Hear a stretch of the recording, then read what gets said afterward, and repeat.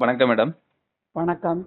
திமுக தலைவர் ஸ்டாலின் அவர்கள் பிரச்சாரம் பார்த்தீங்கன்னா விறுவிறுப்பா பண்ணிட்டு இருக்காரு. மக்களோட மக்களாக பயணித்து ரயில்களாகட்டும், இல்ல பொதுவெளியில பார்த்தீங்கன்னா சந்திச்சிட்டு இருக்காரு. இவரோட பிரச்சார முன்னெடுப்பை நீங்க எப்படி பாக்குறீங்க மேடம்? வணக்கம். உங்களுக்கும் உங்கள் நேயர்களுக்கும் வணக்கம். இப்ப தேர்தல் ஜுரம், அதாவது ஒரு விதத்துல ஜுரம் சொல்லலாம். சில பேருக்கு தேர்தல் தேர் திருவிழான்னு போடுறாங்க மீடியால. இது மக்கள் விழாவா நினைக்கல. 5 வருஷத்துக்குள்ள பட்ட கஷ்டங்களுக்கு விடிவு காலமாக வரக்கூடிய ஒரு டைமாக தான் பார்க்குறாங்க. இந்த ஜுரம் 5 வருஷமா அவங்க ஜுரத்தில் படுத்துட்டு இருக்காங்க இல்லையா, அதுலேருந்து மீண்டு வரப்போகிறோங்கிறது தான் நினைக்கிறாங்களே தவிர திருவிழாவே கிடையாது.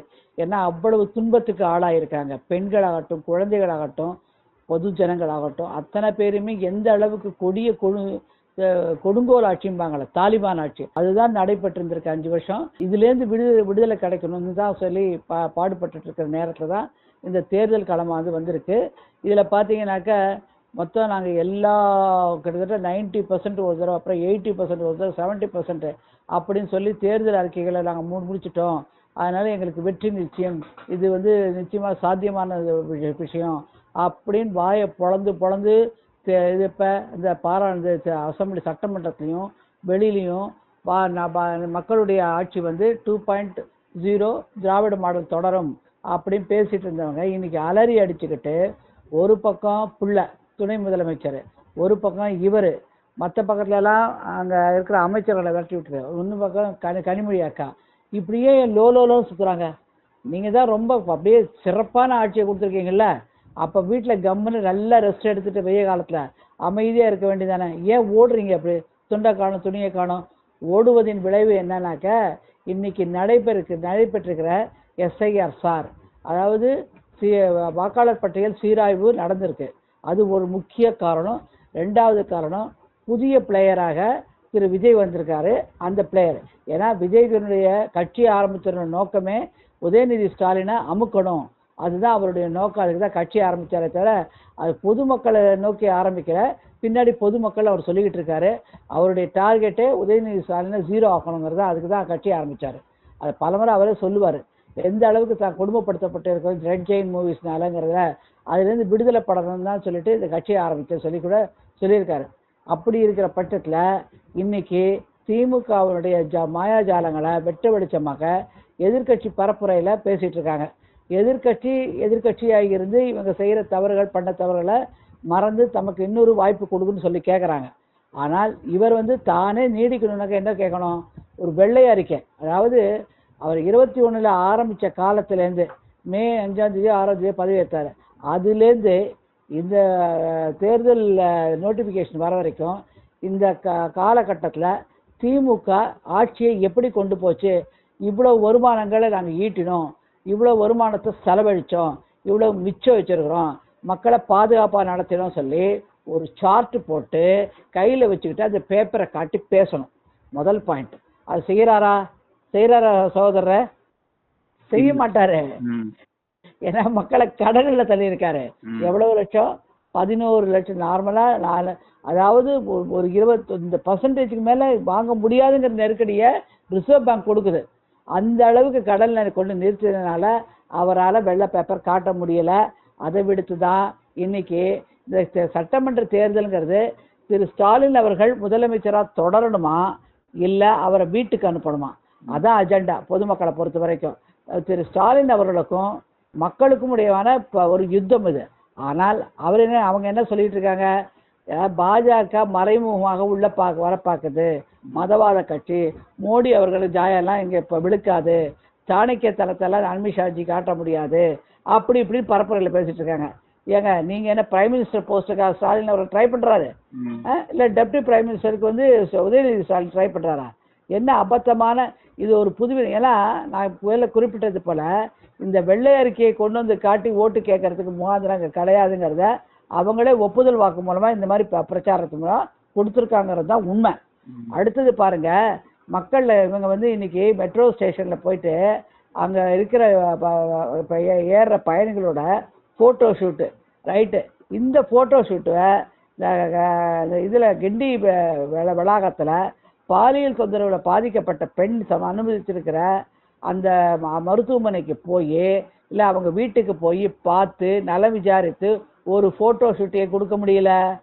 சரி, அடுத்தது கள்ளக்குறிச்சியில் விஷச்சாராயம் சாப்பிட்டு இறந்த மக்கள், அவங்க குடும்பம், அதுக்கப்புறம் அதால் பாதிக்கப்பட்ட பெண் விதவையானவர்கள், அவங்களோட நின்று இன்னைக்கு தேர்தல் பிரச்சாரம் பண்ணி ஏன் ஃபோட்டோ ஷூட் கொடுக்க முடியல? ஏன் கள்ளக்குறிச்சி பக்கமே யாரும் தலையை காட்ட மாட்டேங்கிறீங்க?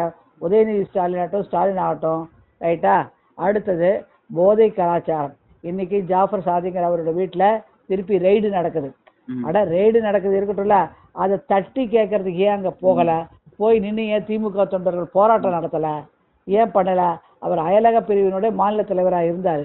ஏன் அந்த இடத்துல போய் போராட்டம் பண்ணல? ஏன் வன்மையை கற்பிருக்கீங்க, வன்மையை தூக்கி போடுறீங்க கட்சி மேலே?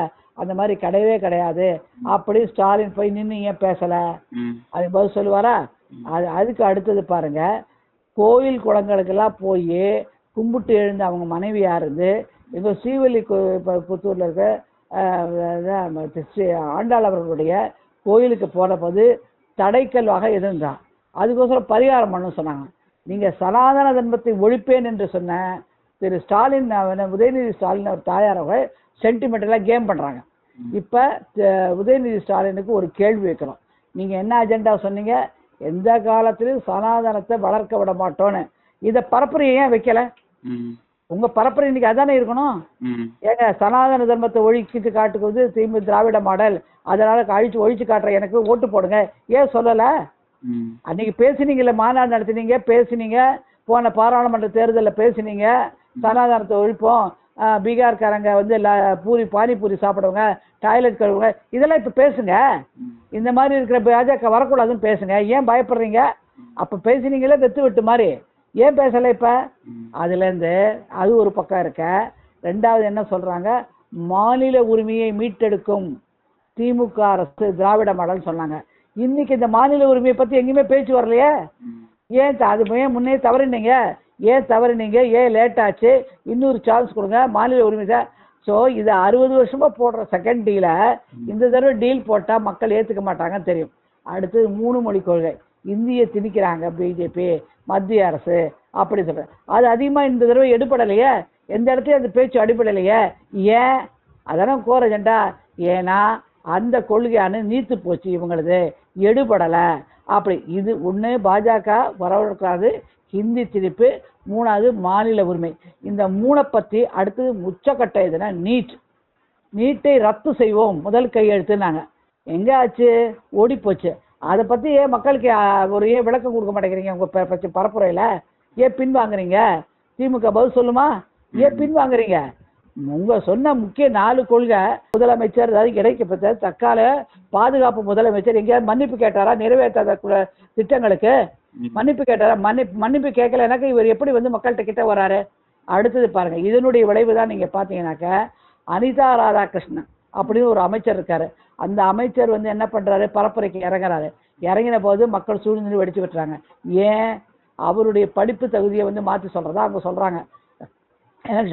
அதோட எல்லாத்துடையும் உச்சக்கட்டம் எதுனாக்க, நாங்கள் நேர்மையின் நாணயம் பிம்பம் அப்படிலாம் பேசுகிற திமுக அவருடைய சாதனை இன்னைக்கு விஜய் அவர்கள் தன்னுடைய பிரமாண பத்திரத்தில் அஃபிடவிட்டில் இவ்வளவு ரூபாய் சம்பாதிச்சிருக்கேன், இவ்வளவு நான் வரி இதில் டிக்ளேர் பண்ணியிருக்கேன் சொல்கிறாரு. எவ்வளோ கோடி? 400 கோடி, இதை கோடி கணக்கில் சொல்கிறாரு. ஆனால் திரு மு.க. ஸ்டாலின் அவர்கள் தன்னுடைய பேங்க் பேலன்ஸு எவ்வளோ 30,000 சொல்கிறாரு. எனக்கு வண்டி கிடையாதுங்கிறாரு. இதை இது பொய் சொல்கிறதையே மக்கள் ஏற்றுப்பாங்களா? இந்த அளவுக்கு பொய் சொல்கிறாரு. அப்போ படோடோவா காரு, படோடோவா வீடு, அது யார்? இது அதுக்கு அர்த்தம் இல்லை, அவனு தொழுவியார்ப்பதிலையும் வரலைங்கிறாரு. அப்போ எப்படி நீங்கள் அந்த தேனாம்பேட்டையில் அவ்வளோ பெரிய வீட்டில் இருக்கீங்க, அந்த வீட்டுக்கு வாடகை கொடுக்குறீங்களா? அந்த வாடகையை நீங்கள் கணக்கு காட்டியிருக்கீங்களா? இங்கே வருமானத்துறையில் பதில் சொல்லுவாரா? இல்லை தமிழக அரசு கொடுக்குறது, அதுலேருந்து நான் கொடுக்குறேன், இந்த இடத்துல பரப்புரையில் வருதா? சொல்லுவாரா? இதே எதிர்கட்சிகள் ஏதாவது பேசினானாக்க உடனே எடுத்திருந்தாங்க. தான் எதிர்கட்சியாக இருக்கிற 21 பரப்புரையில். ஆனால் இப்பொழுது இவர் தன்னுடைய செய்கைகளுக்கு ஒரு மன்னிப்பு கேட்பதோ, இல்லை மற்றவங்களை தாக்கிட்டு பேசிட்டு இருக்கிறத தவிர தான் செய்யாததுக்கு மன்னிப்பு கேட்கறதோ, இல்லை கால அவகாசம் நீடிச்சு கேட்கறதோ எதுவுமே வரலையே. அதனால மக்களுக்கு நன்றாக புரிந்து விட்டது.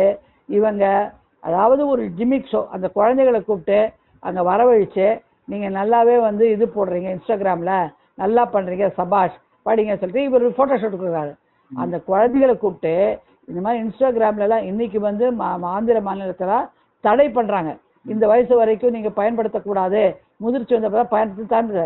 இவரானால் மாறுதலுக்கு எதிராக, அந்த மாதிரி குழந்தைகளுடைய வளர்ச்சிக்கு எதிராக மாறுதலாக, இல்ல நல்லா பண்றீங்கப்பா நீங்க, பரவாயில்ல படிச்சுக்கிட்டே பண்ணுங்கன்னு சொல்றாரு. இதுவா ஒரு முதலமைச்சருடைய குழந்தைகளை பத்தி வளர்ச்சியை பத்தி கண்காணிப்பு, ஒரு கவனம்? இது அசிங்கமா இல்ல? அது இப்படி குழந்தைகளுடைய பெற்றோர்களுக்கு ஒரு கேள்வி வைக்கிறேன். உங்க குழந்தைகள் இன்ஸ்டாகிராம்ல இருன்னு சொல்றாரு, பாடம் எப்போ படிப்பாங்கன்னு நீங்க திருப்பி கேட்கலையா அவரை? பரப்புரை வரம்பிச்சு கேளுங்க. ஏங்க உங்க குழந்தைங்க மட்டும் தான் படிச்சுட்டு படிக்காம வந்து டிகிரி வாங்கிட்டு போவாங்க, எங்க குழந்தைங்க இன்ஸ்டாகிராம் பார்த்துருந்தா என்னைக்கு தான் உங்க வாழ்க்கையில முன்னுக்கு வருது, அப்படி ஏன் கேட்குறீங்க, அப்படின்னு ஏன் பண்ண சொல்லுறீங்கன்னு சொல்லிட்டு ஒரு கேள்வி கேளுங்க அவரை. அது என்ன பதில் சொல்றா பார்ப்போம். அந்த வீடியோ போடுறாரு அவரு, வீடியோ ஷூட் அவுட் போடுறாருல, இந்த மாதிரி கேள்வி கேட்கறதுல ஏன் வீடியோ ஷூட் அவுட் வரமாட்டேங்குது? அப்புறம் என்ன சொல்றாரு, வாக்கிங் போறச்ச வாக்கு சேகரிப்பு, வாக்கிங் போறச்ச வாக்கு சேகரிப்பு என்ன செட்டப் பண்ணி வாக்கிங் சேகரிப்பு. கேஷுவலா போற மாதிரி எங்கேயாவது எடுக்கிறது தானே, கேஷுவலா நீ திடீர்னு போறது தானே, ஏன் போக மாட்டேங்கிறீங்க? அதனால வாகன சோதனை, அதாவது செட்டப் பண்ணி ஸ்டாலின் அவர்கள் வண்டியோ உதயநிதி ஸ்டாலின் வண்டியோ பரப்புரை போது செக் பண்றாங்களாம். ஏங்க உண்மையா இருந்தானாக்க இன்னைக்கு சென்னையிலேயோ ஆகட்டும், போற வழிகளில் நான் பார்த்த திருச்சி வரைக்கும் பாரு, எங்க பார்த்தாலும் கொடி பறக்குது.